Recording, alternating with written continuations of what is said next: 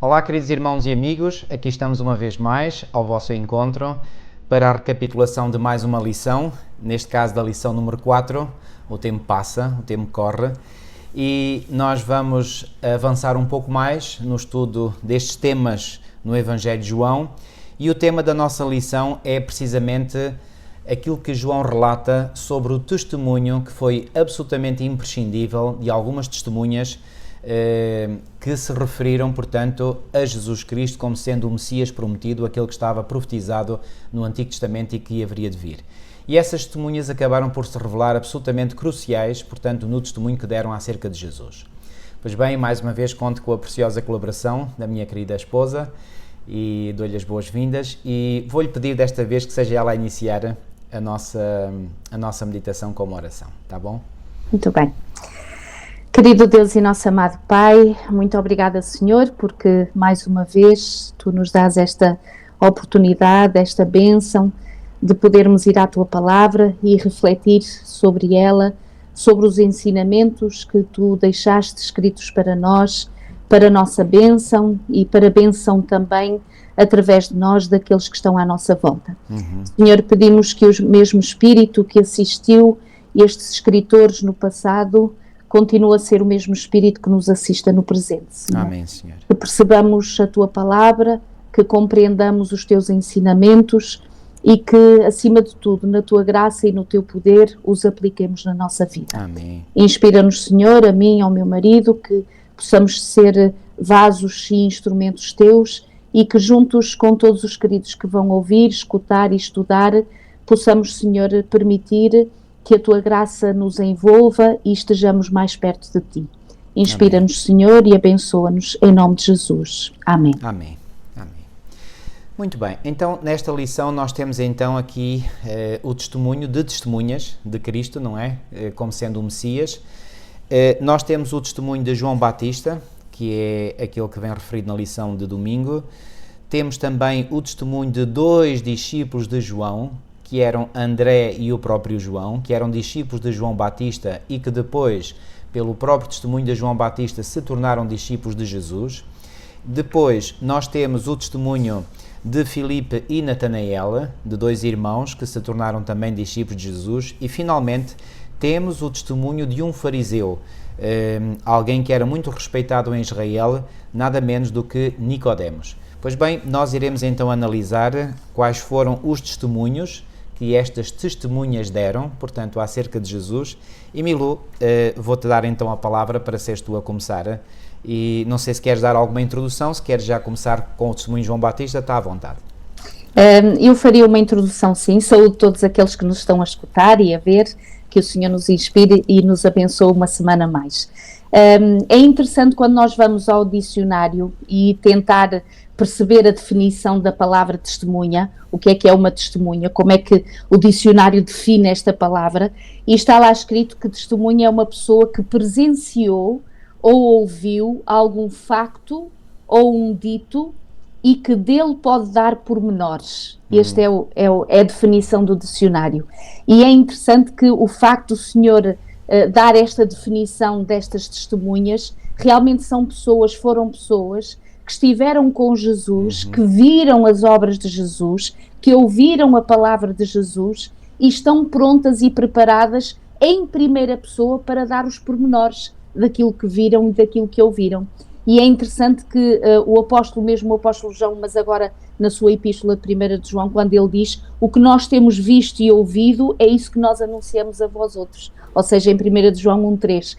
Portanto, esta importância de ser testemunha de Jesus, nós nunca o poderemos ser testemunhas de Jesus se não estivermos com Jesus, vivendo com Ele, presenciando e experimentando o nosso relacionamento com Jesus. Portanto, ou então seremos testemunhas falsas, não é? Como se costuma dizer que também há testemunhas falsas e infelizmente nós sabemos que nos tribunais deste mundo há muita falsidade e desonestidade e às vezes chamam pessoas que não estiveram presentes, não sabem de nada, mas foram compradas para dizer que viram ou que estiveram. Portanto, a verdadeira testemunha de Jesus é aquela que vive com Jesus, que presencia as obras e os atos do Senhor Jesus, e por isso pode falar da sua experiência, pode falar daquilo que viveu e que conviveu com o Senhor Jesus Cristo. Então todos estes exemplos que nos são dados esta semana e que vamos refletir sobre eles, são realmente homens que tomaram tempo para estar com Jesus, aceitaram o seu convite de estar com ele e depois não podem ficar quietos ou calados diante daquilo que presenciaram e que viram. E portanto é uma bênção sem dúvida nós termos esta variedade de exemplos, de testemunhas esta semana, que vão fazer aquilo que João pretende neste seu livro, que é dar testemunho do Senhor Jesus divino, como nós já abordamos nas outras lições, deste Jesus que realmente pode mudar a vida e que é o Messias. Portanto, o João estava interessado que compreendessem que Jesus realmente era o Messias. Sem dúvida. Sabes, Milu, eu acho que talvez alguns poderão perguntar, não necessariamente aqueles que nos seguem habitualmente, mas alguns hoje em dia, muitos aliás, poderão perguntar, mas qual é, digamos, a importância de verdadeiramente nós falarmos sobre Jesus?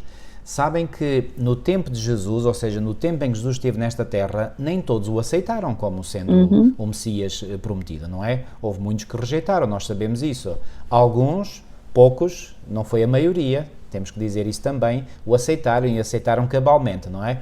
Pois bem, hoje não é diferente. Não há nada de novo debaixo do sol, conforme disse o sábio Salomão em Eclesiastes 1:9-11. Não há nada de novo debaixo do sol. E hoje continua a haver pessoas que realmente não acreditam, ou melhor, quando lhes falam de Jesus, eles sabem, e isso reconhecem, isso, enfim, não é posto em causa, não é? Que houve realmente, historicamente, um homem chamado Jesus Cristo. Isso já houve, sobretudo no século do Iluminismo, no século XVIII, houve tentativas de negar a própria historicidade de Jesus Cristo. Hoje, praticamente, essa não existe, portanto, essa dificuldade. No entanto, muitas pessoas, embora aceitando o facto de que houve um homem na história, que viveu na história há cerca de 2000 anos atrás, chamado Jesus Cristo, não o reconhecem como Filho de Deus, ou seja, não o reconhecem como alguém divino, reconhecem como um mero simples ser humano, não é? Que teve um ensino revolucionário, que provocou uma grande revolução pelo seu ensino, não é? Que era revolucionário para a época, mas nada mais do que isso. Ora, hoje existem muitas pessoas que não acreditam. Então, o que é que Deus espera hoje de nós que acreditamos nele como Messias? É que através do nosso testemunho, e reparem, queridos, tal como a minha mulher estava a dizer, a experiência que alguém vive é algo que não dá para negar. Não é? Aquele que verdadeiramente vive uma experiência, não é, real, não pode negar isso e não consegue ficar calado, tem que falar, não é? E é a experiência, é o testemunho dessa experiência é que cria ainda hoje, nos nossos dias, apesar de todo o desenvolvimento científico, tecnológico, ainda hoje o testemunho de uma experiência genuína, verdadeira, tem um impacto muito grande na mente de outras pessoas. E, portanto, é isso que nós somos chamados hoje a sermos, também testemunhas, não é? Assim como houve as testemunhas de Cristo no seu tempo, hoje Jesus quer que nós sejamos testemunhas. Agora, outro facto que, antes de avançarmos e começarmos a analisar, portanto, o testemunho destas testemunhas, eu quero aqui enfatizar o seguinte facto. Logo aqui na lição de sábado à tarde, o autor chama aqui a atenção para uma frase que foi verdadeiramente uma frase bombástica que Jesus disse, temos que reconhecer, onde Jesus disse o seguinte, está em João 6,47, na verdade vos digo que aquele que crê em mim tem a vida eterna. De duas uma, amigos, vamos ser muito lógicos e pragmáticos, de duas uma. Ou o indivíduo que faz esta afirmação é realmente aquilo que afirma ser, ou então é um autêntico louco, não há outra alternativa. Agora reparem, se é um louco, porque reparem, imaginem hoje uma pessoa a dizer uma coisa dessas. Quer dizer, imediatamente nós o catalogaríamos, e bem, como sendo um louco, um psicopata, não é? Portanto, Jesus, duas uma, ou é um psicopata, ou então foi mesmo aquilo, ou é mesmo aquilo que disse ser. Agora reparem, se é um psicopata, vamos admitir essa hipótese, só para um exercício mental. Se é um psicopata, como é que um psicopata consegue transformar água em vinho? Como é que um psicopata consegue alimentar milhares de pessoas com alguns pães? Como é que um psicopata consegue curar o filho de um nobre? Como é que um psicopata consegue restaurar o homem no tanque de Betesda, que era paralítico e começou a andar num instante? Como é que este psicopata consegue dar vista ao cego de nascença e ressuscitar Lázaro dos mortos. Então reparem, isto são provas absolutamente inequívocas que apontam para a messianidade e para a divindade de Jesus Cristo. Então fica completamente de lado a hipótese de que Jesus fosse um psicopata e só há uma hipótese que sobrevive. Não há volta a dar. E essa hipótese é de que Jesus era efetivamente aquilo que ele disse que era. Isto para falar de uma forma muito racional, muito lógica, e portanto qualquer pessoa hoje que tenha ainda algumas dúvidas, não há realmente volta a dar. Agora, não é menos verdade que por muito que nós raciocinemos com a lógica, com a teologia, com a filosofia, isto é dito nesta lição, pois bem, isso muitas vezes não convence só por isso as pessoas. Agora, a experiência que eu vivi e que é genuína e que é real e que eu transmito aos outros, isso muitas vezes tem um grande impacto. Não sei se concordas comigo, Miguel. É isso mesmo, ou seja, nada substitui e nada é mais forte do que a própria experiência pessoal. E, portanto, mesmo pessoas que possam ter esta dificuldade em acreditar na divindade de Jesus, só virá a convicção, para já, não é pelo poder de nenhuma outra pessoa, mas pelo poder do Espírito Santo. E em consequência de uma experiência pessoal que a pessoa se exponha a poder viver com Jesus. E só assim poderá confirmar realmente a divindade e o poder de Jesus como Deus. Ou seja, estes milagres que eu acabei de referir e que Jesus fez foram apenas alguns dos milagres ou dos principais milagres que Jesus fez. Reparem, os milagres que Jesus fez não são algo apenas do passado. Ou seja, Jesus continua a fazer hoje milagres, o que prova de que ele está vivo e de que ele é real. Então, há milagres hoje e o maior de todos os milagres que pode haver é o milagre da conversão, que depois iremos falar mais em pormenor quando falarmos de Nicodemos. Muito bem, vamos então começar com o testemunho de João Batista. Milu, talvez pudesses ler então os textos correspondentes a este testemunho, começar talvez pelo... Aliás, começar pelos versículos 6 a 9 de João 1, João 1, 6 a 9, e depois passamos aos versículos 19 a 23. Houve um homem enviado por Deus cujo nome era João. Este veio como testemunha para que testificasse a respeito da luz, a fim de todos virem a crer por intermédio dele. Ele não era a luz, mas veio para que testificasse da luz, a saber, a verdadeira luz que, vinda ao mundo, ilumina a todo o homem. Então, por estas palavras nós já vemos qual foi o objetivo de Deus suscitar este homem, ou melhor, de se ter utilizado deste homem, nomeadamente João. Batista já é um cognome que lhe é dado, não é? Porque ele passou uma grande parte do seu ministério a batizar pessoas, não é? E por isso é conhecido como João o Batista, ou João Batista, simplesmente. Então, o que é que estas palavras nos dizem sobre João? Que João foi quê? Um precursor de Jesus, não é? E realmente havia uma profecia no Antigo Testamento, no livro de Isaías, no livro do profeta Isaías, que falava de alguém que iria, portanto, preparar o caminho do Messias. Essa profecia está em Isaías 43, não é? Milu, lê também... Podemos ler, podemos ler esses versículos, certo, onde ele faz referência a isso mesmo, portanto, 19, capítulo 1 de João. Este foi o testemunho de João, quando os judeus lhe enviaram de Jerusalém sacerdotes e levitas para lhe perguntarem: quem és tu? E ele confessou e não negou, confessou: eu não sou o Cristo. Então lhe perguntaram: quem és, pois? És tu Elias? E ele disse: não sou. És tu o profeta? Respondeu: não. Disseram-lhe, pois: declara-nos quem és, para que demos resposta àqueles que nos enviaram, que dizes a respeito de ti mesmo. Então ele respondeu: eu sou a voz do que clama no deserto, endireitai o caminho do Senhor, como disse o profeta Isaías. Como disse o profeta Isaías. E o profeta Isaías disse isso aonde? Pois bem, em Isaías, eu há pouco disse 43, não, é 43. Isaías 43. Isaías capítulo 40 e versículo 3, diz assim: voz do que clama no deserto, preparai o caminho do Senhor, endireitai no ermo vereda a nosso Deus. Então, literalmente, João foi para o deserto, não é? E no deserto ele foi pregar, e ao pregar ele estava a preparar o caminho do Senhor. Agora, não é menos verdade então que os líderes religiosos, ao ouvirem o testemunho que Jesus estava a dar, e esse testemunho, como nós podemos facilmente compreender, começou a espalhar-se, não é? Por toda a Judeia, Samaria, provavelmente até a Galileia também, não é? E os líderes foram ter com Jesus, mas ao irem ter com Jesus estavam, digamos, incomodados, não é? Quem é que João seria ou quem é que ele pensava que seria. E é interessante que, e essa nota vem aqui, portanto, na lição de domingo, alguns judeus do tempo de Jesus esperavam dois Messias, um sacerdotal e outro real. Então eles chegaram a pensar que João Batista pudesse ser um desses dois Messias. Mas quando vão ter com ele e João Batista, numa linguagem clara e absolutamente inequívoca, diz, não, eu não sou o Messias.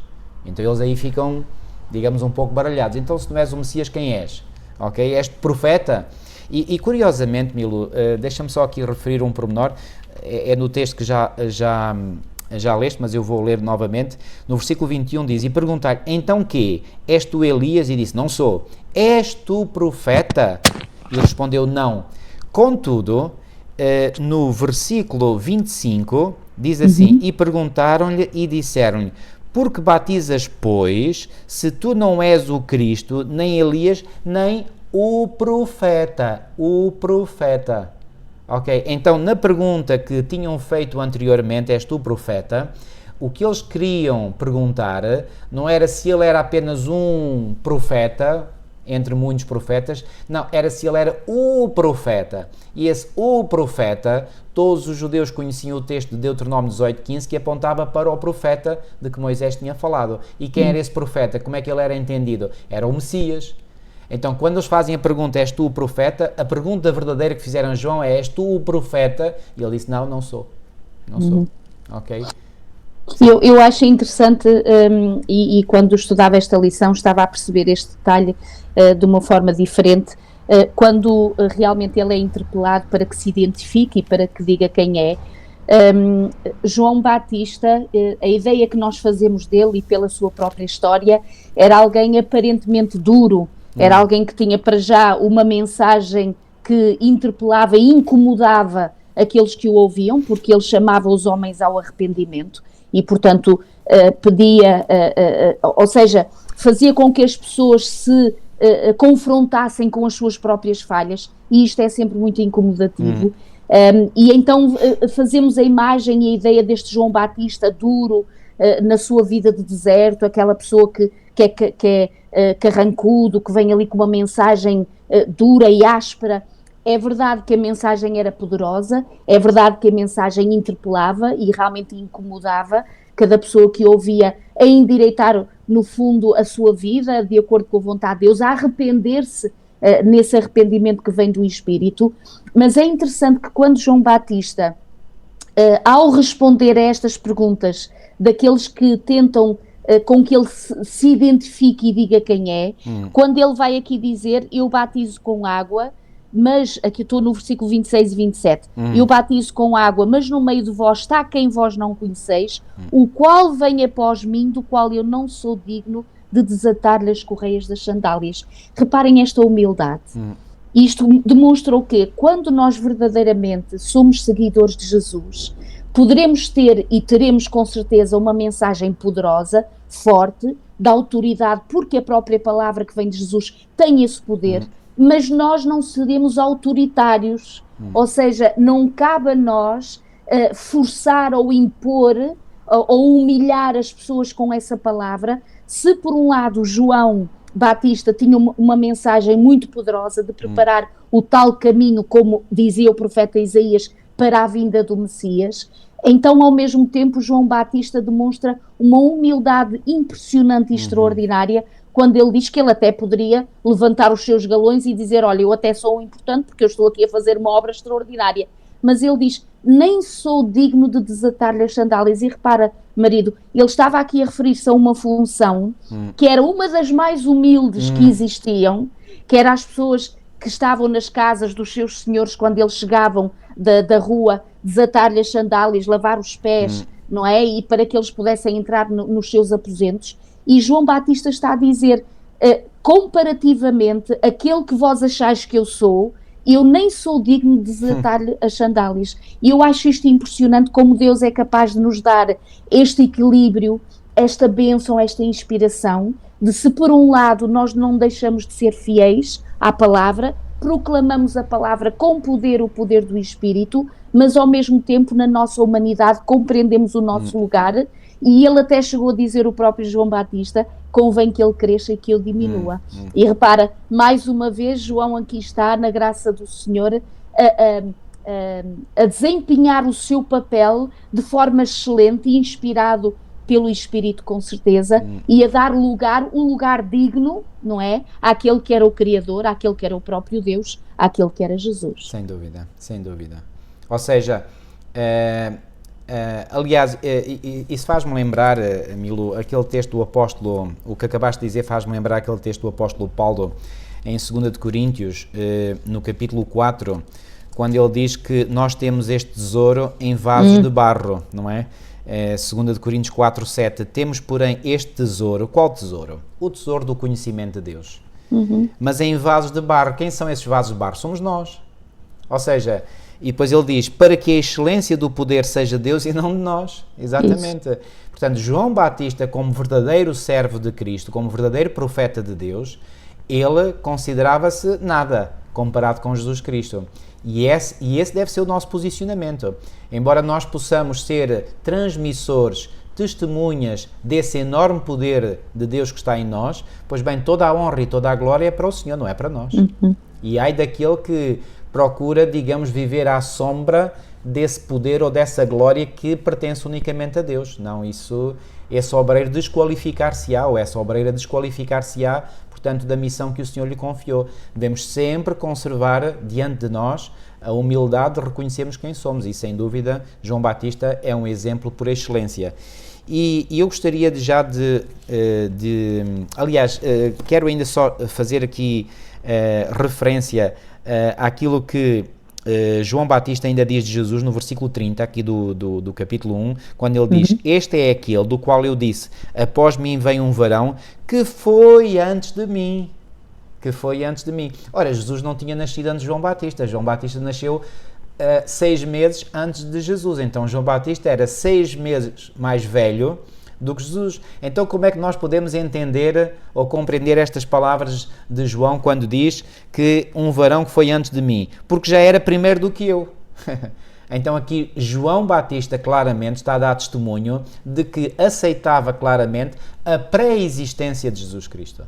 Ok? E para João Batista aceitar a pré-existência de Jesus Cristo, obviamente tinha que aceitar a sua divindade, porque só um ser divino podia pré-existir anteriormente.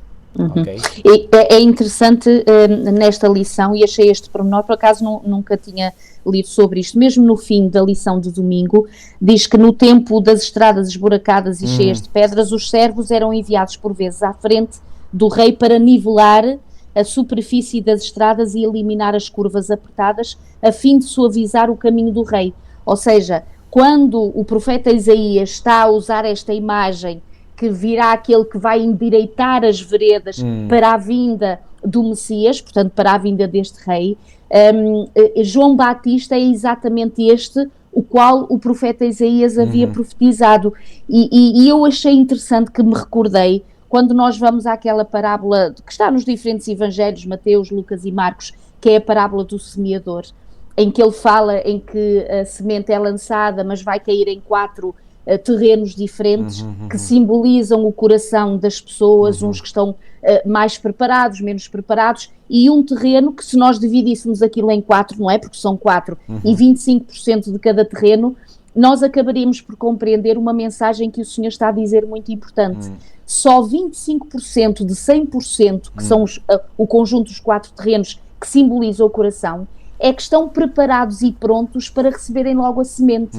75%, que é a maior parte das pessoas, o Senhor está-nos a dar a entender que precisa de ser feito um trabalho de preparação, um trabalho de ir adiante com a bênção do Espírito, assim como João Batista foi à frente para preparar o coração de todos aqueles que o ouviam para aceitarem a tal divindade daquele mestre que ali estava, para que identificassem em Jesus o verdadeiro Cordeiro de Deus, que ali estava, que aqui a pouquinho vamos já referir, mas esta questão deste trabalho antes, este trabalho de nós como seus instrumentos, de podermos ir adiante junto das pessoas, perceber que os seus corações inicialmente, e se nós gostávamos, não é, de encontrarmos todos como aqueles 25% já prontinhos em que a semente cai e brota logo e grande fruto, mas o Senhor está a dizer que há muitos socalcos, muitos pedregulhos, muitos espinhos, há pessoas que os desafios e as dificuldades da vida abafam exatamente aquilo que Deus lhe quer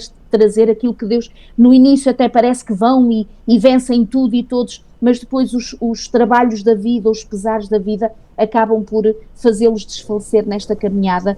Então nós aqui percebemos que realmente é importante nós entendermos qual é a nossa função, qual é o nosso ministério, inspirados pelo Senhor, assim como outrora João Batista foi enviado adiante para ir preparando esse caminho, nós também, o Senhor nos está a dizer que nos quer usar como o último João Batista para preparar o caminho para a volta de Jesus, para a volta, a segunda volta do Senhor Jesus. E eu acho isto muito interessante, porque cada vez mais nós estamos a viver numa sociedade que as pessoas estão repletas de preocupações, de azáfamas, de desafios, de angústias, e o Senhor diz para nós irmos adiante na sua graça e no seu Espírito, para que encontrem aquele que realmente tem poder, para que os apresentemos realmente àquele que tem poder e que tudo pode.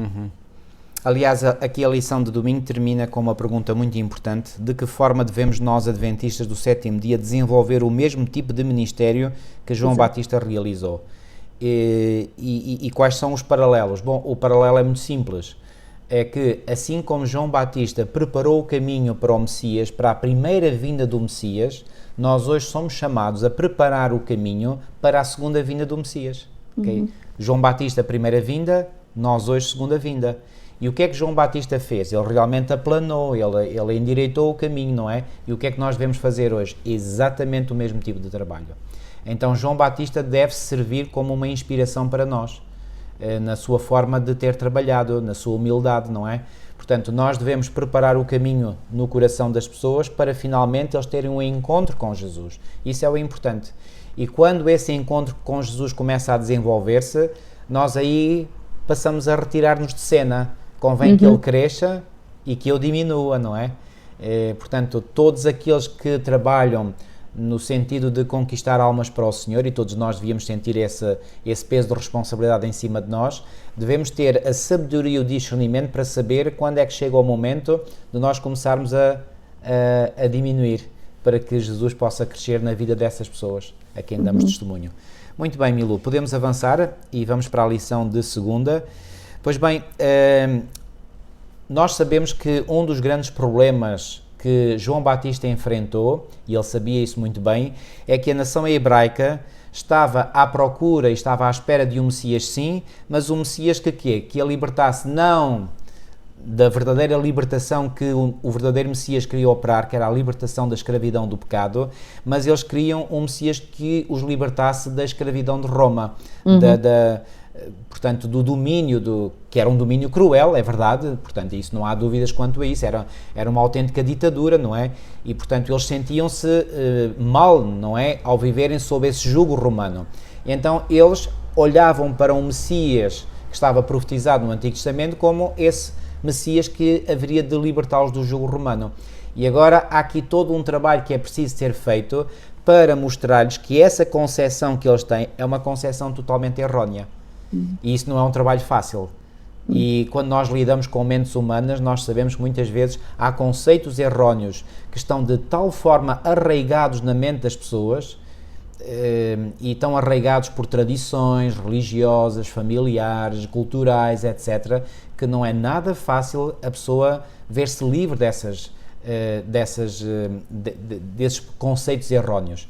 E nós temos que ir vendo até que ponto é que nós vemos indicadores que mostram que o Espírito Santo está a trabalhar na mente de pessoas. Se nós virmos esses indicadores de que o Espírito de Deus está a atuar, então isso é bom sinal. Se não virmos, pois bem, isso aí não é bom sinal. E reparem, é-nos dito aqui, por exemplo, que se Jesus, ou melhor, se os discípulos, eles não ou melhor, se eles tivessem seguido os conceitos que os líderes religiosos tinham naquela época, eles não teriam aceito Jesus como seu Salvador, como sendo o Messias, não é? Porque os conceitos que os líderes religiosos tinham eram conceitos enganosos, falsos, e que induziam as pessoas a não reconhecerem Jesus, portanto, o Messias. É claro que nós podemos aqui compreender muito bem que quem estava a trabalhar na mente e no coração desses líderes religiosos, quem era? Pois bem, era o grande inimigo de Deus e nosso também, que não queria que as pessoas reconhecessem em Jesus o Messias para não serem salvas por ele. É isso, irmãos, não tenho a menor dúvida sobre isso. Okay. É interessante que aqui João Batista, exatamente para que pudesse alcançar o coração e a mente daqueles que ainda não tinham compreendido o verdadeiro objetivo da vinda de Jesus como Messias, portanto, que não era a tal libertação, portanto, da opressão romana, mas sobretudo prepará-los para o reino eterno, e ele vai usar a imagem, uma imagem que o povo judeu percebe, compreende perfeitamente quando ele olha para Jesus e diz: aqui está o Cordeiro de Deus que tira o pecado do mundo. Ou seja, vai pegar nos rituais que era prática comum do povo judeu, do santuário no templo, que eles entendem perfeitamente, que eles estão por dentro portanto, desse palavreado e desse significado, porque eram os rituais que eles praticavam, porque o Senhor Jesus e Deus assim havia dito desde o Antigo Testamento, não é? Portanto, porque simbolizava aquele que viria exatamente para morrer por cada um de nós, aqueles cordeirinhos que eram entregues, que eram escolhidos sem defeito, que simbolizava exatamente aquele que viria no futuro para morrer e para fazer a expiação completa, não é? E a verdadeira expiação. Então, quando João Batista pega nesse simbolismo, em todos esses rituais que durante anos eles haviam praticado até aquele momento, e olha para Jesus e diz: aqui está o Cordeiro de Deus que tira o pecado do mundo. E eu acredito que aquilo deve ter feito um clique na mente de muitos que compreenderam: será que então é este o tal Messias que nós aguardávamos e que nós esperávamos? E João Batista, pela nomenclatura com que ele define o próprio Jesus, inspira as pessoas e impressiona as pessoas a pensarem um bocadinho mais além, a realmente compreenderem aquela mensagem que estava diante deles e que eles não estavam a perceber e que eles não estavam a compreender. E o povo judeu, tu disseste, ao longo de anos, não foram anos, foram séculos, não é? Séculos, sim. Sistema sacrificial. Eles sabiam que aqueles sacrifícios em si, o sacrifício animal em si não tinha valor para expiar o pecado, ok? Mas era apenas um símbolo de um sacrifício que esse sim teria valor e poder para expiar o pecado. E esse sacrifício era o sacrifício do Messias vindouro, não é? Então eles sabiam na sua mente que aqueles sacrifícios eram apenas, repito, um símbolo, uma projeção, um tipo do supremo sacrifício que haveria de vir. E quando João Batista realmente chama a atenção, pois bem, desperta-se esse clique na mente deles. E não só, havia uma profecia messiânica que era muito conhecida, era a profecia de Isaías 53, e nessa profecia dizia que o Messias, ao vir, ele seria como um cordeiro que foi levado ao matador. Exato. E aí a palavra cordeiro estava presente. Então, quando João Batista fala: eis o Cordeiro de Deus tira o pecado do mundo, há um clique quanto ao sistema sacrificial e há um clique quanto a uma profecia messiânica muito significativa. E claro, todos aqueles que eram sinceros, todos aqueles em quem o Espírito de Deus trabalhava, pois bem, isso foram palavras que os despertaram. Aqueles em quem o Espírito Santo não trabalhava, a mensagem passou-lhes completamente ao lado. Exato. Nestes versículos, quando aqui no capítulo 1, portanto o Evangelho de João 32 a 34, João testemunhou dizendo: viu o Espírito descer do céu como pomba, pousar sobre ele. Ou seja, João Batista está a recordar o momento do batismo de Jesus. Eu não o conhecia, aquele porém que me enviou a batizar com água me disse: aquele sobre quem vires descer e pousar o Espírito, esse é o que batiza com o Espírito Santo, pois eu de facto vi e tenho testificado que ele é o Filho de Deus. O seu próprio testemunho, aquilo que ele havia visto e ouvido, testificava e ele testemunhava que realmente Jesus era o Filho de Deus, era realmente o Messias. E esta citação que vem aqui na lição de segunda-feira a meio, portanto, de já todas as nações, diz: quando por ocasião do batismo de Jesus, João o designara como o Cordeiro de Deus, uma nova luz foi projetada sobre a obra do Messias. O espírito do profeta foi dirigido para as palavras de Isaías, que disse: como um cordeiro foi levado ao matador, como tu disseste há pouco.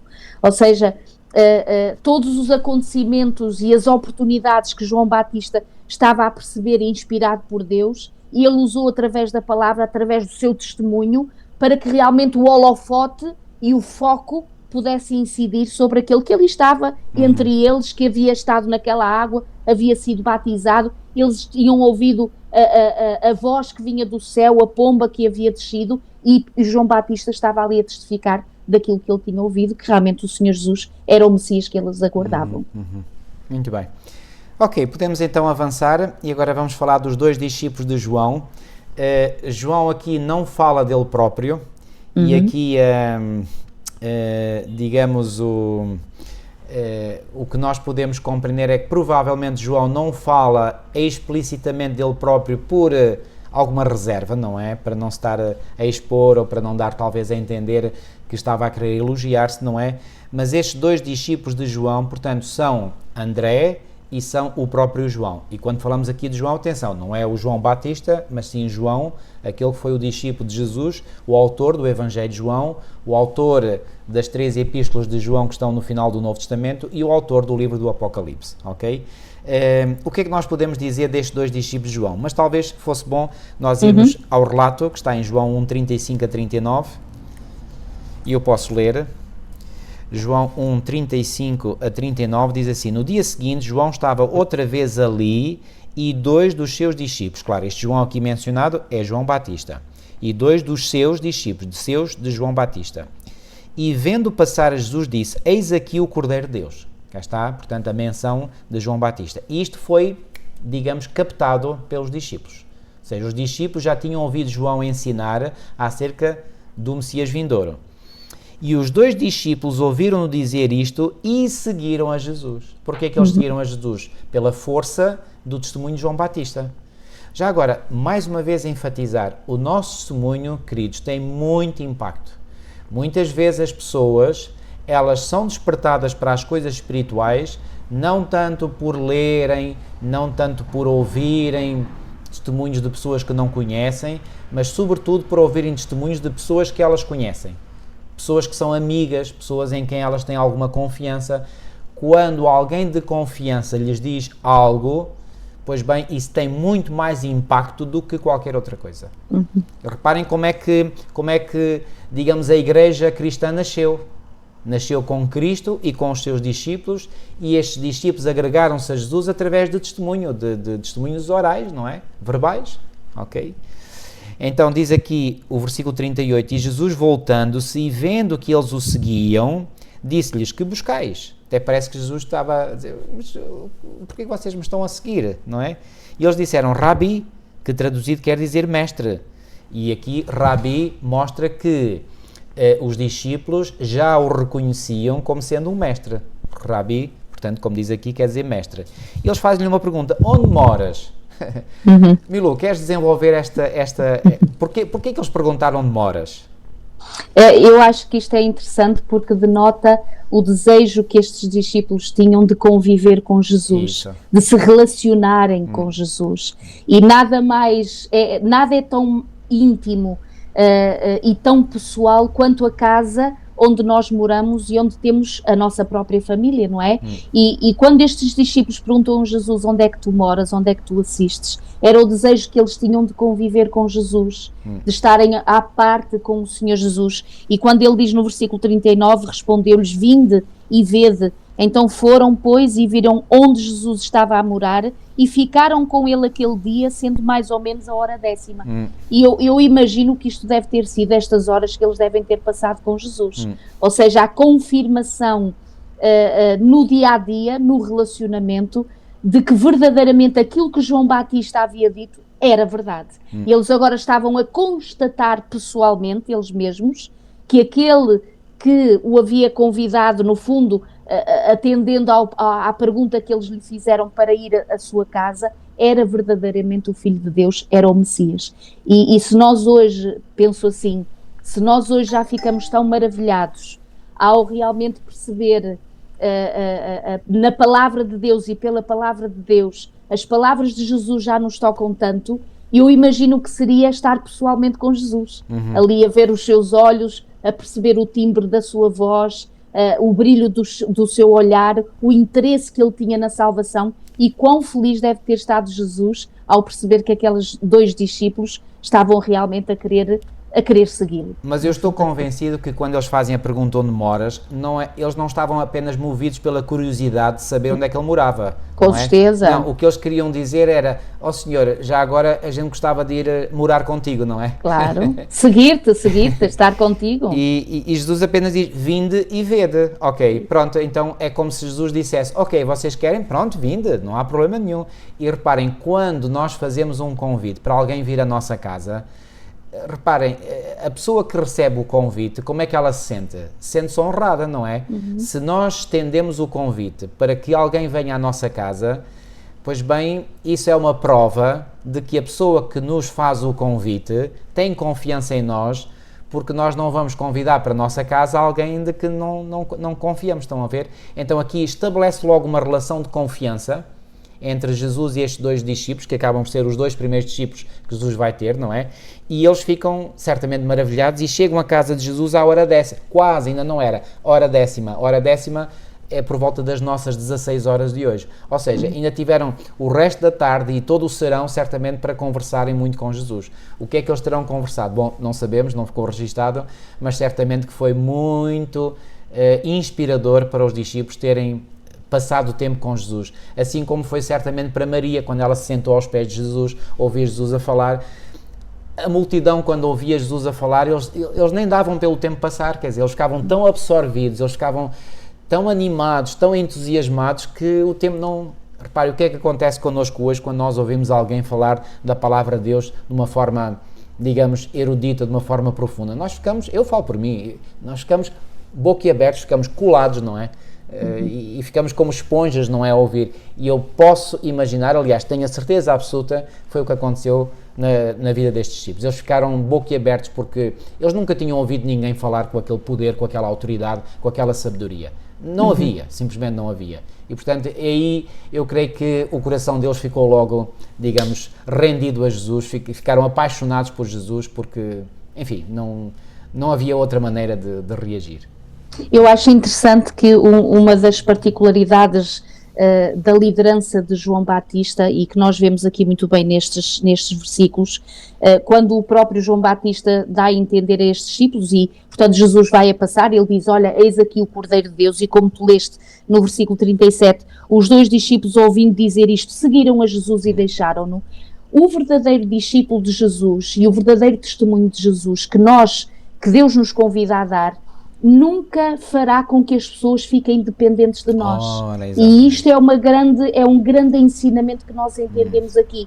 João Batista era um grande líder, era um grande pregador, tinha uma mensagem extraordinária, era alguém enviado por Deus, sem dúvida, mas o seu discurso e a sua mensagem, inspirado ele por Deus, nunca caiu no perigo de dizer, eu quero ter... Porque João Batista teve os seus discípulos, como nós sabemos pela palavra, mas quando conheceram o Messias, e nós vemos aqui um exemplo, o próprio João Batista dava a entender que era para seguir era o Messias, não era ele. Portanto, ele vinha proclamar do Messias, não vinha mostrar poder em si próprio, mas naquilo que ele proclamava. Isso. E muitas das vezes nós, na nossa maturidade e imaturidade espiritual, quando nós recebemos a palavra, é verdade que nós humanamente podemos ficar com um maior carinho, uma maior confiança em relação àquele que nos partilhou connosco a palavra, certo, e de quem nós viemos ao conhecimento da verdade, e nunca esquecemos para toda a vida de quem é que nos deu a palavra, com certeza que sim. Uma coisa é isto, outra coisa é eu iniciar um relacionamento com Deus, e agora ponho entre aspas, com Deus, dependendo sempre da pessoa que me trouxe um dia o conhecimento do Senhor. Então, a nossa maturidade e espiritualidade tem que crescer ao ponto de que, se houve um momento em que Deus colocou alguém na nossa vida, chegará o momento também em que essa pessoa vai perder no sentido o peso que tinha na nossa vida, para que nós possamos depender agora do Deus Criador que ela me apresentou. Ora bem. E isto faz parte e tem que ser inevitavelmente a nossa caminhada, queridos. Nós cada vez mais, inclusive dentro da nossa igreja, vamos tendo tempestades, problemas, dificuldades, inclusive da parte pode ser de líderes, pode ser de irmãos, e se nós dependemos o nosso relacionamento com Deus de seres humanos, que parta de seres humanos, queridos, mais tarde ou mais cedo, o inimigo vai trazer-nos alguém que nos desanime e que faça destruir a nossa confiança e a nossa fé em Deus. Exatamente. Então, como foi extraordinário este João Batista de apresentar o Cordeiro de Deus, e aqui não vem dizer, João Batista ficou muito triste quando eles foram embora. Não, de todo, pelo contrário. Pelo contrário, ele deve ter dado graças e louvores a Deus, porque verdadeiramente alguém estava a compreender que ali estava o Messias e que era para o seguir. E isto é muito importante. Muito. Isso é uma lição absolutamente imprescindível para todos nós. E quando eu digo para todos nós, é para aqueles que estão a dar os primeiros passos e para aqueles que já são líderes. Isso. Que estão a dar, portanto, o conhecimento da verdade a outros. Aquele que é o verdadeiro líder enfatiza aquilo que a minha mulher disse muito bem. O verdadeiro líder não quer discípulos para si. Não quer, simplesmente não quer. Aliás, até lhe repugna tal ideia. Eu repugna-me, não é? Deus me livre de eu querer discípulos atrás de mim. Não quero. Não quero mesmo, e Deus sabe disso. Agora, reconheço, e isso é a manifestação de uma fraqueza humana, que quando a pessoa está a dar os primeiros passos, digamos, no conhecimento da verdade, que conduz ao autor e senhor da verdade, pois bem, possa criar, obviamente, digamos, um relacionamento mais amigável, mais afetuoso connosco. Sim, senhor, há lugar isso para não isso. E não é fraqueza nenhuma, nem é fragilidade. Portanto, Exato. faz parte Agora, desta caminhada. Tem que haver um momento, e se esse crescimento espiritual existir, tem que haver um momento em que verdadeiramente a pessoa que está a aprender, ela própria vai sentir-se que precisa, portanto, de crescer, precisa de se emancipar, digamos assim, precisa de cortar o cordão umbilical com aquele que, reparem, assim como nós quando nascemos fisicamente, há um momento em que o cordão umbilical é cortado e, portanto, somos separados da nossa mãe, não é? Da mesma forma, quando nós nascemos espiritualmente, há um momento em que o cordão umbilical com aquele que nos gerou espiritualmente tem que ser cortado. E, portanto, nós temos que depender unicamente do Senhor. E isso é salutar, e isso é bom que assim seja. Se isso não acontecer, então alguma coisa não está a correr bem, ok? E sobretudo nesta questão da dependência, com certeza que inicialmente há sempre aquele que ensina e aquele que é ensinado. E aquele que não tinha conhecimento da palavra, é como quando somos os bebés, não é? Eles precisam de ser alimentados quando são pequenininhos, não é? Mal vai se mais tarde, quando já deviam ser autónomos a comer a sua própria comida, eles ainda estão dependentes da mãe ou do pai, alguma coisa não está bem.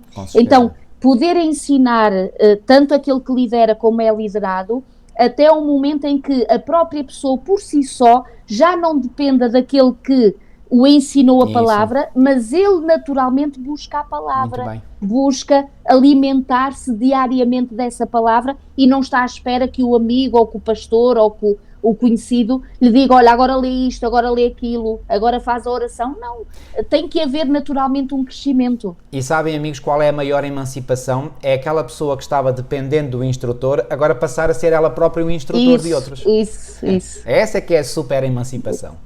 E todos nós, e reparem, todos nós que somos líderes, e nós falamos com alguma experiência, não é? Nós desejamos isso. Nós desejamos ver que as pessoas que nós instruímos, as pessoas que nós estamos a instruir, tenham realmente essa capacidade de se tornarem autónomas de outros seres humanos, mas dependentes totalmente do Senhor, e depois sintam nascer nelas o desejo de agora passarem a ser instrutores. E alguns poderão pensar, mas eu não consigo. Não consegue se pensar que não consegue. Porque se puser no seu coração esse desejo e se pedir ao Senhor que a ajude, o Senhor lhe irá responder garantidamente a esse seu pedido. E é uma alegria muito grande quando cada um de vós pode, pela graça e pelo poder do Senhor, tornar-se esse instrutor e agora ensinar outros, portanto, nos caminhos do Senhor. Vão ver cada pessoa que fez esse caminho, ou que está a fazer esse caminho, sente uma alegria enorme. Sem dúvida. E no fundo torna-se acessível e não é nada de complexo quando nós compreendemos que aquilo que o Senhor nos chama a partilhar é nada mais, nada menos aquilo que nós estamos a viver com Deus. Exatamente. E portanto eu não tenho que testemunhar a experiência do outro ou o saber do outro. Isso mesmo. Portanto, o que eu tenho e que Deus me chama a testemunhar, por isso é que às vezes alguns ficam assim meio temerosos porque acham que têm que ter a capacidade de A, de B, de C ou de D. Isso, não, deixa o outro. Cada um é uma pessoa diferente. E Deus até coloca no nosso caminho pessoas que Ele sabe que o nosso temperamento, a nossa personalidade, a nossa experiência pode ser uma bênção na vida daquele, até mais do que o nosso professor, se passasse no caminho daquela pessoa. Portanto, Deus está a pedir-nos para nós irmos e podermos partilhar aquilo que é o nosso dia-a-dia com Jesus, as nossas experiências. Este é que é o verdadeiro testemunho. Exatamente. E já agora, se me permites, Milo, deixa-me dizer, e eu vou contar isto só para que os irmãos possam perceber que realmente nós podemos ser tocados por certas pessoas e não ser tocados por outras, isso. Não é? Repare, eu tenho a plena consciência que Deus quer servir-se de todos e que Deus dá a cada um pelo menos um talento. Isso é o que está escrito, não é? Claro, há uns que recebem 5, outros recebem 2, outros recebem 10, não é? Mas cada um recebe pelo menos um talento. E esse talento é o talento de poderem tornar-se, por sua vez, instrutores da verdade para outros, ok? Agora, eu vou-vos dizer, na minha experiência, na minha caminhada espiritual, houve pessoas, não apenas uma, mas várias, que me tocaram e tocaram significativamente. Ou seja, foram pessoas que, digamos,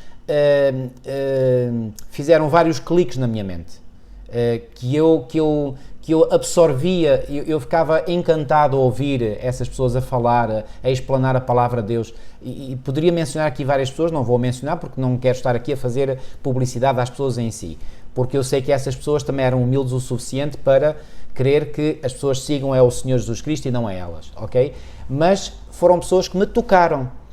Há outras pessoas, no entanto, que até são reconhecidos como grandes pastores, grandes evangelistas, que eu, muito honestamente, e vou-vos aqui revelar um segredo, eu olhava para essas pessoas e dizia, olha, se eu tivesse que aceitar o Evangelho através dessa pessoa, eu acho que nunca aceitaria. Porque não me diz nada. Agora, atenção, não estou com isso a desprestigiar a pessoa. Não, nada disso. Eu reconheço que essa pessoa, usada por Deus, já levou muitas pessoas aos pés de Cristo, claro. Mas a mim não me diz nada. Porquê? Porque a abordagem que essa pessoa faz não me toca. Da mesma maneira, eu tenho a plena consciência, a minha mulher sabe daquilo que eu vou dizer que é a plena verdade, eu tenho a plena consciência que a minha abordagem da palavra de Deus, a minha forma de testemunhar, toca a algumas pessoas, mas não toca a outras. É normal, é absolutamente normal. Assim como eu próprio também não sou tocado por alguns e sou tocado por outros. E, portanto, se vós que estáis aí a ouvir-nos agora, portanto, sentis no vosso coração que gostais mais de ouvir umas pessoas do que outras, não achem que isso é anormal. Não é absolutamente normal. Portanto, ou seja, Deus usa-se de várias pessoas para tocar. Reparem, quais são as pessoas que são tocadas por aquilo que eu posso falar ou aquelas que me tocaram a mim? São pessoas que, digamos, têm uma personalidade, ou têm uma forma de pensar que é semelhante à minha. Ou uma história de vida. Exatamente, ok? Mas todos nós temos o nosso lugar na seara do Senhor. Claro. Isso é que é bonito, isso é que é importante, ok? Muito bem, vamos avançar? Quando há pouquinho tu dizias o que é que eles terão falado, não é? Como é que eles terão passado aquele tempo com Jesus, e deve ter sido tão extraordinário que logo a seguir nos versículos, e agora vamos para a lição de quarta-feira, os versículos 40 a 42, quando diz, era André, o irmão de Simão Pedro, um dos dois que tinha ouvido o testemunho de João e seguido a Jesus, ou seja, ele estava a acabar de sair da casa de Jesus, não é? Onde tinha convivido com Jesus, isso. E sentiu só um desejo, só tinha uma vontade, é que ele não podia estar calado em relação àquilo que ele ouviu.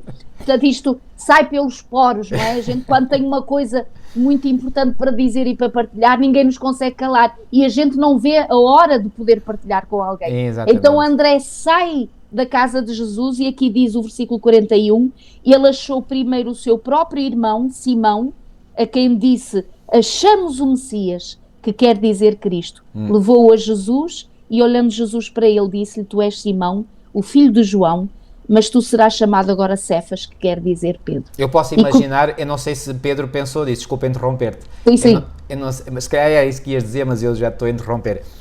Pedro deve ter, se calhar, sentido o mesmo que depois Natanael sentiu. Mas de onde é que tu me conheces? Isso. Não é? Que se dirige logo a ele pelo nome, não é? Isso. Claro, com Natanael ainda foi mais percutante, não é? Porque lhe disse: eis aqui um verdadeiro israelita, e já iremos. Aliás, podemos falar, porque já estamos na lição, sim. que fala de Natanael. E Exato. Natanael sentiu-se incomodado, não é? Com aquela abordagem de Jesus, não é? Eis aqui, porque, repara, no versículo 46, Natanael tinha lançado uma dúvida sobre Jesus, não é? Podes ler, se calhar, os versículos 43 a 48, Tá se bom. calhar, ou Então, 49. Então, no versículo 43 diz: no dia seguinte quis Jesus ir à Galileia e achou Filipe e disse-lhe: segue-me. E Filipe era de Betsaida, cidade de André e de Pedro, ou seja, eram da mesma cidade. Isso. Então certamente Filipe já teria ouvido alguma coisa dos seus amigos, que eram conhecidos porque eram da mesma cidade. Filipe, por sua vez, achou a Natanael e disse-lhe: havemos achado aquele de quem Moisés escreveu na lei e os profetas, Jesus de Nazaré, filho de José. Quem é este de quem Moisés tinha escrito? É o tal que vem mencionado em Deuteronômio 18:15, não é? E que era uma profecia que era muito conhecida dos judeus em geral, ok? Só que ele aqui corre, digamos, mete os, digamos, eu vou ousar dizer isto, mete os pés pelas mãos quando diz, enfim, não disse mentira nenhuma, mas vai dizer Jesus de Nazaré. Ui, quando ele diz Jesus de Nazaré está tudo estragado, não é? Porque Natanael tinha um preconceito muito grande contra os nazarenos, não é? E ele vai dizer, aliás, pode vir, disse-lhe Natanael, pode vir alguma coisa boa de Nazaré? Ou seja, Nazaré estava excluído, quer dizer, de todo o lado, menos de Nazaré. Repare, eu gosto muito que a Bíblia apresente estes detalhes, não é? Porque isto é um retrato daquilo que nós somos hoje ainda. A humanidade. É a humanidade. É exatamente a humanidade naquilo que ela verdadeiramente é. Quantos de nós hoje não temos ainda alguns preconceitos, não é? Claro, aqui Natanael era para com os habitantes de Nazaré, pode ser para com os habitantes de um país, de uma nação, de uma cultura, de uma raça, de uma língua, sei lá, o que for, não é? Pois bem, muitas vezes o preconceito pode impedir, pode ser uma barreira para nós chegarmos ao conhecimento da verdade. E, portanto, aqui, agora, curiosamente, como é que Jesus vai desfazer este preconceito na mente? Eu vou-te deixar a oportunidade de explicares. Como é que já agora é o preconceito? próprio... Sim, é o próprio Filipe, portanto, quando ele pergunta de Nazaré, portanto, Natanael pergunta 46, será que de Nazaré pode sair alguma coisa boa? E então responde Filipe dizendo, vem e vê. E esta é a melhor forma de nós quebrarmos o preconceito. Não vale a pena, se a pessoa realmente tem esta ideia pré-concebida na sua mente, de alguma coisa que eu estou a tentar partilhar e tentar convencer e a tentar mostrar, mas a pessoa tem aquele background que realmente está preconceituoso em relação a esse assunto que eu estou a trazer. Não vale a pena estar ali a amarrar. Não vale a pena estar a martelar. A pessoa tem que ver e experimentar por ela própria.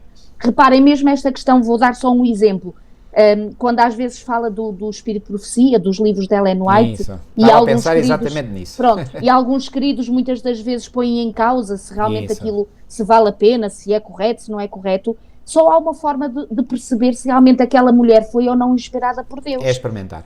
É experimentar, é ler, sentar-se, ler e perceber se os seus escritos vão realmente ao encontro da palavra ou contra a palavra. É isso. E a pessoa faz a sua decisão e toma a sua decisão. Nem mais. E realmente, com que sabedoria, e este Filipe, inspirado com certeza por Deus, e se calhar, eu não sei, agora estou aqui a pensar, por Filipe conhecer Natanael, possivelmente já conhecia este preconceito que Natanael teria em relação àqueles que aos nazarenos, e Filipe coloca-o logo diante daquele primeiro grande muro que ele teria que vencer para encontrar verdadeiramente o conhecimento do Messias, que era dizer, olha, mas ele é de Nazaré, não é? Portanto, conhece já isto e sabe já isto de antemão, porque isto tu vais ter que lidar para saber quem é Jesus. Mas não deixa de ser interessante também um outro pormenor, um outro detalhe que o autor da lição muito bem aqui faz notar, é que a resposta que Filipe vai dar a Natanael, vem e vê, é digamos, uma cópia exata daquilo que o próprio Jesus tinha feito para com ele, não é? Isso. Para com ele, ou melhor, para com os outros, André e João, melhor dito. Exato. Quando lhes disse, no versículo 39, ele lhes disse, vinde e vede. Onde moras, senhora? E ele respondeu, vinde e vede. Não há como ver com os vossos próprios olhos, não é? E, portanto, Filipe aqui usa a mesma estratégia, não é? A mesma abordagem para com o seu irmão Natanael. Vem e vê. Portanto, vem, vê, experimenta, não é? E por falar, por exemplo, no exemplo que tu deste de Ellen White, eu recordo-me que eu estava a trabalhar na clínica La Linière, a nossa clínica adventista na Suíça, foi lá que eu ganhei a maior parte do dinheiro para pagar, aliás, todo o dinheiro para pagar os meus estudos, excepto a primeira parte. E uma vez, eu tinha sempre este desejo de, no contacto com os doentes, claro, falava das coisas que tinha a ver com o motivo pelo qual eles estavam lá internados, obviamente, mas sempre que eu conseguia encontrar uma abertura, eu passava para as coisas espirituais. E quando via então uma grande abertura, eu ofereci um livro, que era um livro que o capelão da clínica tinha em grande quantidade para distribuir precisamente pelos pacientes, que era o livro Aos Pés de Cristo. Na edição brasileira é conhecido como Caminho a Cristo, aqui em Portugal aqui é Aos Pés de Cristo, ou O Caminho da Esperança, que foi a última versão que foi aqui traduzida feita como livro missionário. Então eu ofereci esse livro a um casal um casal idoso, não é, que estavam os dois internados no mesmo quarto, não é, e eu ofereci à senhora, uma senhora muito meiga, muito dócil, muito gentil, muito querida, e ofereci, ela aceitou muito bem. Passado 2 dias, eu acho que entretanto tive uma folga, e quando eu entro novamente no quarto e a senhora me vê, ela vai assim, ai, senhor enfermeiro. E eu até fiquei assim um bocadinho assustado, e o que é que será que se passa com a senhora? Ela, ai, senhor enfermeiro, ai, eu tenho que lhe agradecer tanto por aquele livro que você me deu. Olha, eu vou lhe dizer uma coisa, eu aceitei, até fiquei emocionado na altura e pronto, não chorei porque me consegui controlar, mas fiquei emocionado, porque a senhora, via-se que ela estava a falar com uma sinceridade tal, e a pôr realmente um grande sentimento naquilo que estava a dizer. Ela disse, eu aceitei Jesus Cristo como meu salvador pessoal quando eu ainda era uma jovem, mas até hoje eu nunca li um livro que me tocasse tanto o coração como este livro que você me deu. Eu fiquei arrepiadíssimo, arrepiadíssimo. E sabem qual foi a conclusão que naquele momento eu tive? Eu estou perante uma filha de Deus. Foi a convicção que se apoderou de mim, eu estou diante de uma filha de Deus. Porquê? Porque eu sabia que aquele livro era um livro inspirado e que tocou o coração daquela pessoa. Porquê? Porque ela experimentou, ela gostou.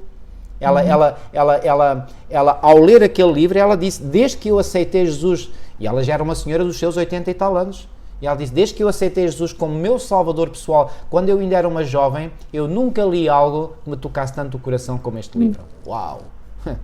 Então reparem, ali estava o testemunho vivo de alguém que tinha lido um livro inspirado por Deus e que lhe tocou o coração.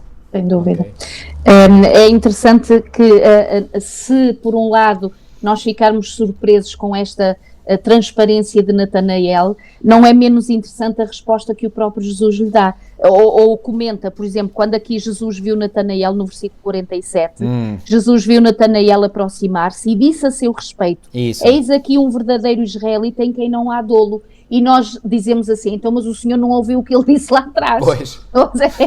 Porque ele soubesse que ele estava a dizer que não vinha nada bom de Nazaré, sabia que ele estava a falar dele. Mas agora reparem como é interessante. O Senhor compreende a nossa humanidade e se havia alguma coisa de genuíno na vida deste homem, Natanael, é que ele era franco, ele era sincero, não havia fraudulência ou engano no seu coração e na sua mente. E o Senhor Jesus, apesar daquela fragilidade demonstrada por ele, o Senhor Jesus entende que está ali um homem que verdadeiramente o procura, que verdadeiramente o busca, mas que a sociedade traz alguns preconceitos que no fundo às vezes nos dificultam a caminhada, mas o Senhor Jesus está ali exatamente para limpar todas essas coisas e ele diz, aqui está um verdadeiro israelita em quem não há engano, não há fraudulência. E Natanael, impressionado agora sim, pergunta-lhe, mas de onde é que tu me conheces? Pois. Não é? Eu nunca estive contigo, portanto nunca conversamos. Aqui mostra mais uma vez a franqueza de Natanael, ele não tinha papas na língua, nada, não é? Nada. Portanto, aquilo que ele pensava era o que ele dizia, não é? Exatamente. Onde é que me conhece? Então, claro, é pergunta normal, não é? Com certeza. Então ele diz, responde Jesus, antes de Filipe te chamar, eu te vi quando estavas debaixo da figueira. E é interessante, e isto é algo tão impressionante na nossa vida, o Senhor sabe onde nós estamos, queridos.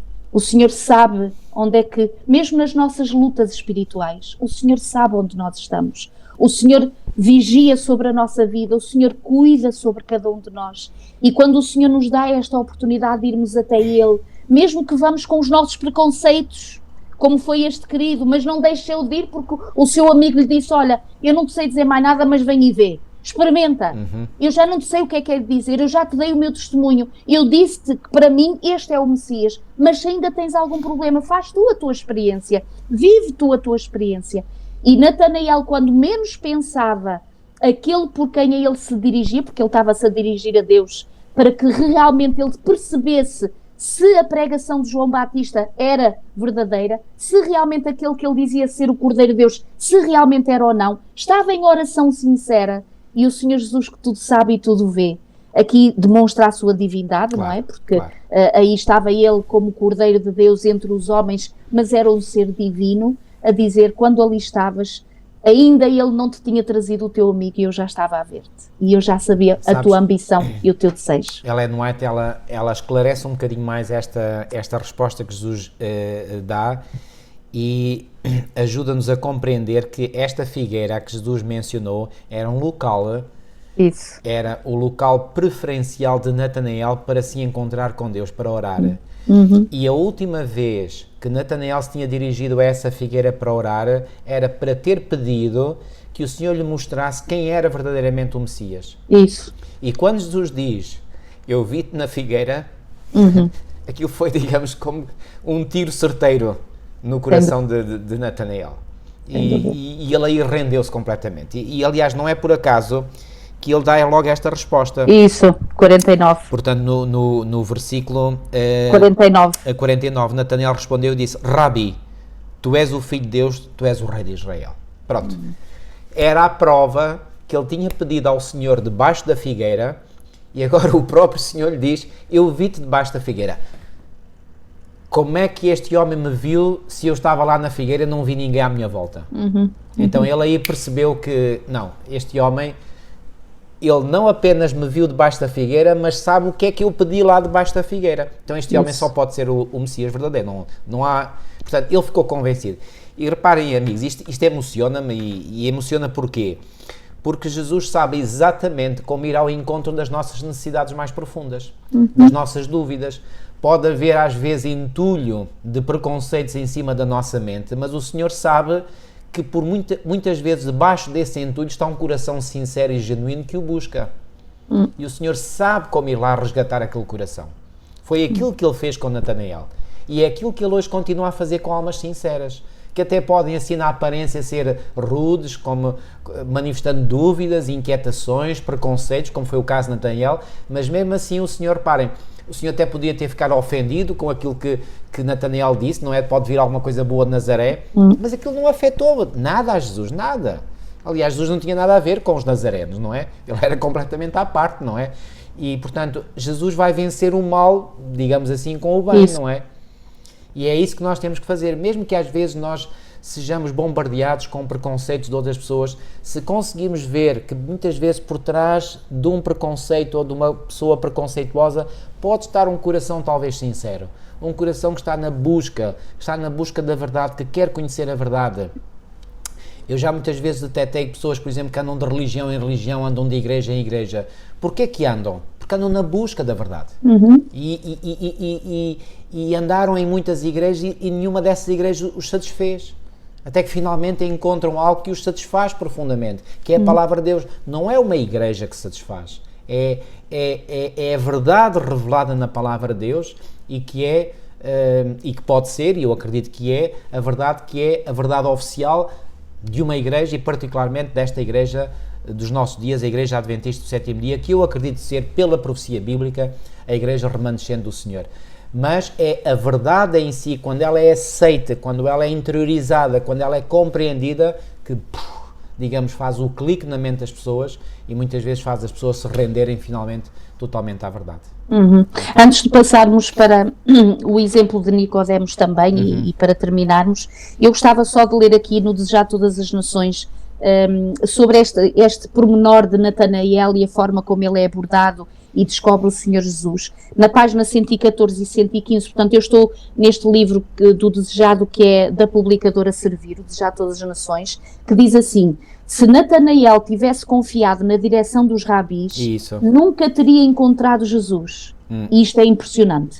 Isto aqui até me aperta o coração. Ou seja, aqueles que tinham o dever de conduzir o povo até o Senhor eram aqueles que estavam a impedir o povo de encontrar o Senhor, de encontrar o Messias. E depois diz: foi vendo e julgando por si mesmo que se tornou discípulo.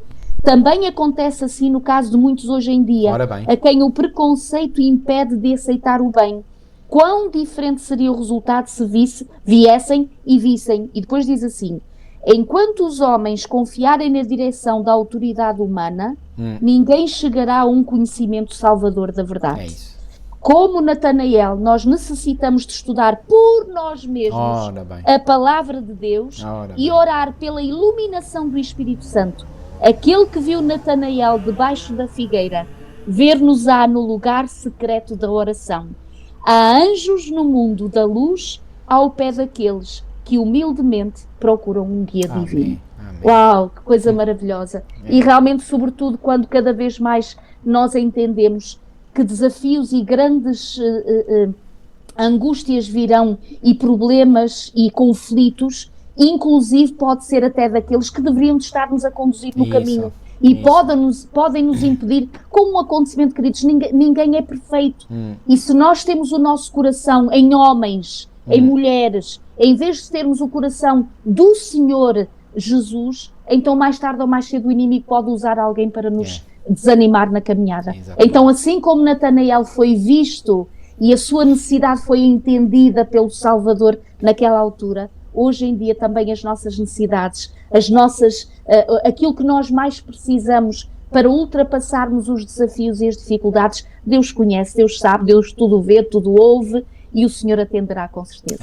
E quando nós vivemos essa experiência pessoal de termos as nossas mais profundas inquietações ou necessidades respondidas, mas respondidas de forma cabal, de forma plena, que nos enche, mas enche todas as medidas, não é? Quer dizer, a gente rende-se. Não há hipótese, não é? Quer dizer, e isso tem que ser uma busca pessoal, e portanto não pode ser aí buscar em homens. É claro, e volto a dizer o que eu disse há pouco, não me estou a contradizer. Deus se serve de instrumentos humanos, como sempre serviu e continua a servir-se, para nos conduzir a Ele.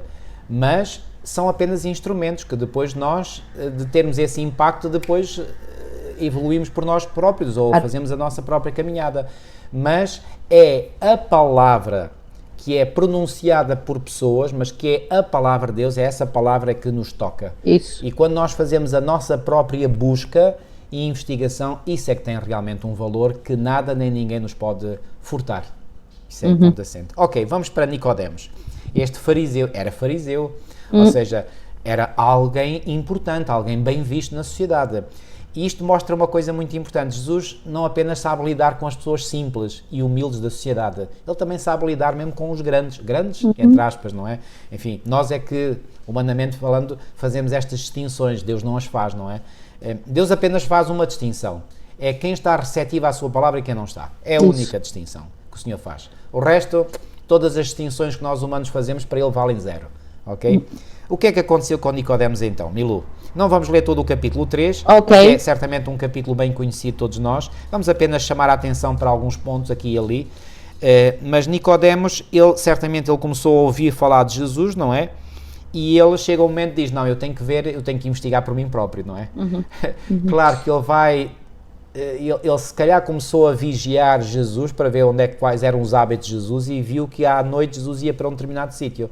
E ele, um dia de noite, pensa, não, eu vou seguir Jesus e vou me encontrar com ele. E se assim pensou, assim fez, não é? E Jesus encontrou-se com Jesus de noite, é o que diz o versículo 2. Aliás, o 1 diz, e havia entre os fariseus um homem chamado Nicodemos, príncipe dos judeus. Este foi ter de noite com Jesus e disse, Rabi, bem sabemos que és mestre. Ele estava convencido. Digo bem, convencido, ainda não convertido, não é? Convencido de que, portanto, Jesus era um mestre. E não só um mestre vindo de Deus. vindo de Deus. Porque ninguém pode fazer estes sinais que tu fazes se Deus não for com ele. Isso. Não, isto tinha sido um raciocínio lógico que Nicodemos tinha feito na sua mente e que o tinha convencido totalmente. Quer dizer, é impossível, quer dizer, nenhum ser humano pode fazer as coisas que tu fazes, não é?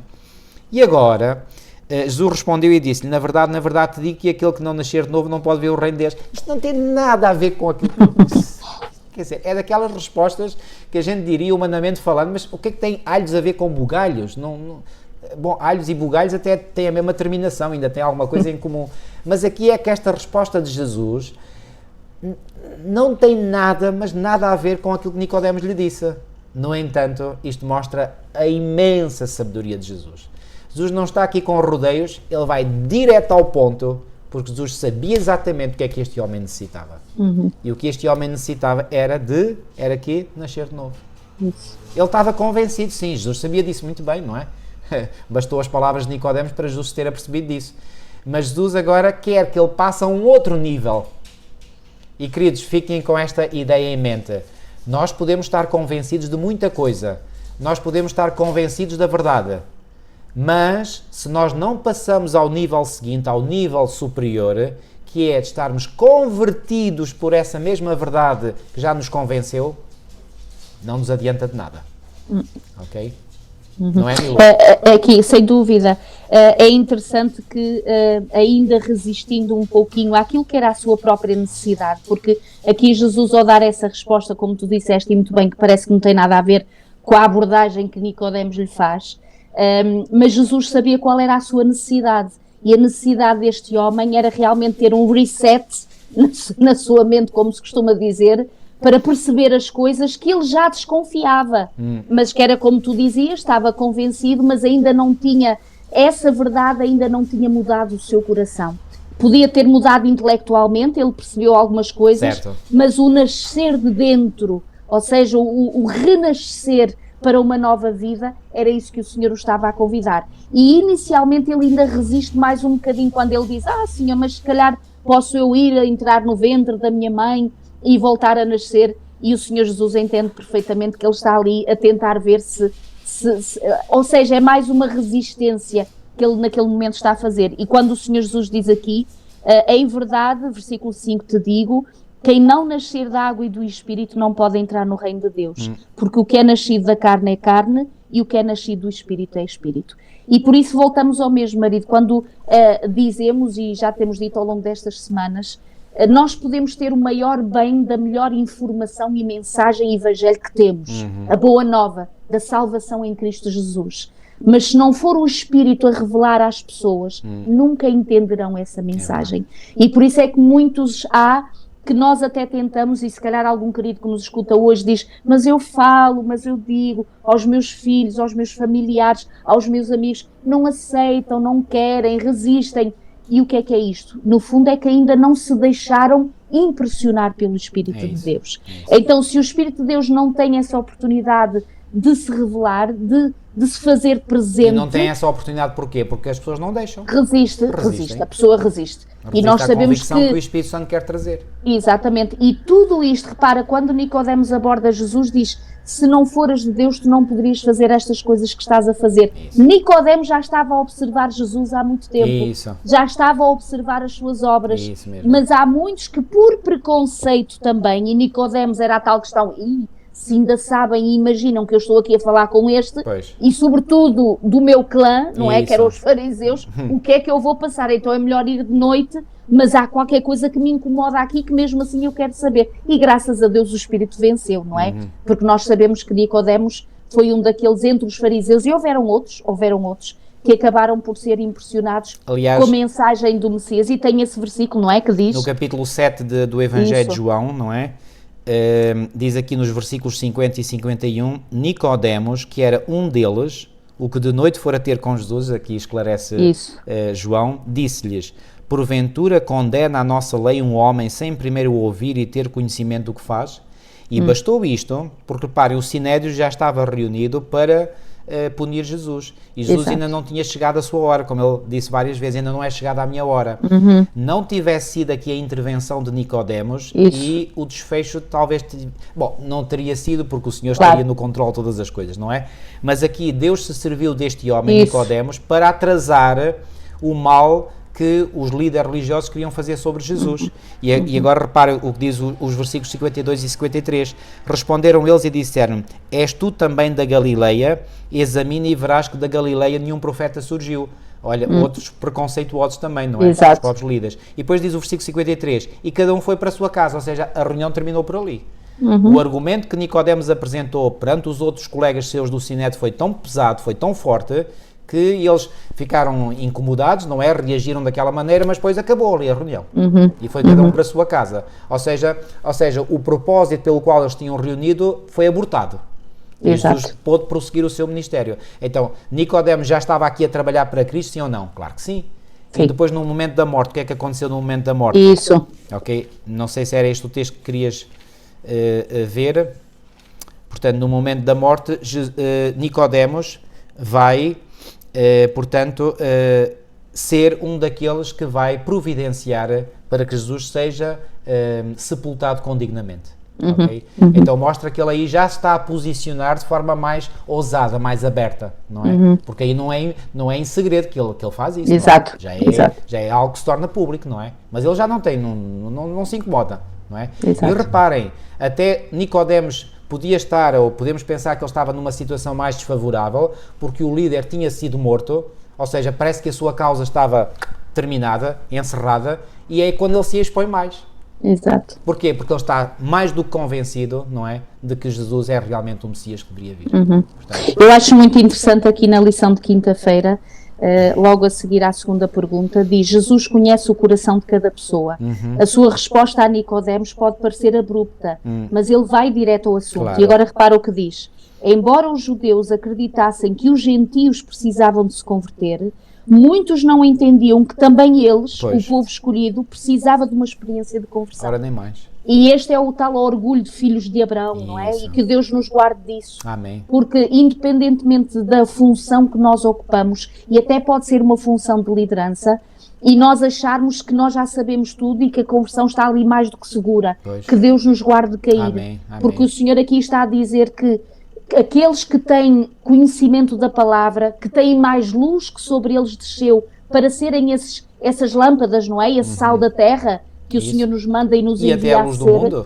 E a luz do mundo, que o Senhor almeja que nós sejamos, mas também andarmos com a tal humildade que o Senhor nos chama a poder andar. A humildade de João Batista. De João Batista, pregando uma mensagem poderosa e forte, com a autoridade de Jesus, mas com a humildade de Jesus também. Amém. E que o Senhor realmente nos inspire, e este Nicodemos foi um dos exemplos, que era um dos homens que não lhe faltava a luz, só que o interruptor estava desligado, podemos nós dizer assim. Ele tinha o conhecimento de toda a palavra e ele só percebeu o poder dessa palavra quando Jesus morreu. E até isto me faz lembrar uma coisa, quando disseste isso, marido, que me fez recordar. Eu não sei se há aqui alguma mãe, algum pai, algum avô ou avó que ora há muitos anos pelos seus amados e não vê mudanças e não vê entregas. E já tem acontecido nós ouvirmos histórias que foi depois da morte de A, de B ou de C que os seus queridos acabaram por ver o valor que tinha essa pregação. Ainda hoje nas igrejas isso acontece. Eu estou a preparar alguém para o batismo, que demonstrou, uma já se batizou, outra irmã agora quer se batizar, e uma das nossas irmãs de igreja disse: a nossa querida irmã fosse viva, quão feliz ela estava agora, porque ela orou tanto por vós. E estas filhinhas agora é que estão a entregarem-se ao Senhor. Portanto, que Deus nos ajude a poder sempre, enquanto temos vida, aproveitar as oportunidades de testemunhar da graça, do amor, daquilo que Deus vai fazendo na nossa vida. E o resto, deixar entregue ao Senhor. O Senhor está ali, como diz também uma das passagens do Antigo Testamento, o Senhor nos convida a lançar, porque nunca sabemos se é esta, se é aquela que vai germinar, se é agora, se é depois. Não sabemos. Uma coisa a gente sabe: o que é que Jesus está a fazer na nossa vida. Então falemos disso. É isso que o Senhor pede. Olha, e só vou terminar dizendo isto. Olha, falas da morte. Olha, foi também só depois da morte do meu pai que eu me converti, e não fui só eu. Olha, o meu pai tinha falado muito aos seus irmãos e irmãs e desceu à sepultura sem ter visto a conversão deles, e todos eles acabaram por se converter. Portanto, é extraordinário. O abraço, quando Jesus vier, o abraço e a surpresa que vai ser para muitos. Para muitos. Vamos orar. Nosso querido e amado Pai, as palavras são insuficientes, uma vez mais, Senhor, para exprimir a nossa profunda alegria e gratidão para contigo, Senhor. Amém. A tua misericórdia não tem limites, Senhor. Obrigado, Senhor, porque tu nos amas de um amor que é infinito, Senhor. E nós te agradecemos porque tu sabes tocar o coração de homens e de mulheres, como foi o caso de João Batista, como foi o caso de André, de João, de Filipe, de Natanael, de Nicodemos e tantos outros e outras, assim como tu continuas a tocar o coração de nós hoje, Senhor. Obrigado, Senhor, porque nos queres usar ao teu serviço. Amém. E obrigado, Senhor, porque através de nós, Senhor, tu queres fazer maravilhas na vida de outros que ainda podem estar imbuídos dos seus preconceitos, das suas dúvidas. Ó Senhor, que tu nos possas ajudar poderosamente, Senhor. Amém. Assim como tu vieste ao nosso encontro e nos resgataste da perdição, ajuda-nos, Senhor, a podermos ser usados por ti para ir ao encontro dessas almas, Senhor, que tu sabes que são almas sinceras, mas que ainda estão perdidas nos seus preconceitos, nas suas dúvidas, nos seus problemas, nas suas angústias, Senhor. Fica, pois, connosco, Senhor. Dirige cada um de nós e permite que cada um daqueles que nos esteja a ouvir, Senhor, possa realmente sentir este desejo supremo de estar ao teu serviço e de poderem provar por eles próprios quão bom é estarem ao teu serviço e verem que podem ser instrumentos nas tuas mãos para levar uma mensagem que é uma mensagem que transforma radicalmente vidas, Senhor, e que salva pessoas para a eternidade. Amém. Abençoa-os, Senhor, pois, e que cada um possa sentir esse desejo, se ainda não o sentiu, e que possa realmente arregaçar as mangas, deixar-se usar por ti para levar outros, Senhor, ao conhecimento destas verdades maravilhosas. Amém. Fica connosco, livra-nos de todo o mal, é o que nós te pedimos e pela fé te agradecemos em nome de Jesus. Amém. Amém. Queridos amigos, ficamos hoje por aqui, desejamos uma boa semana para todos vós, que Deus vos abençoe e até para a semana, se Deus quiser.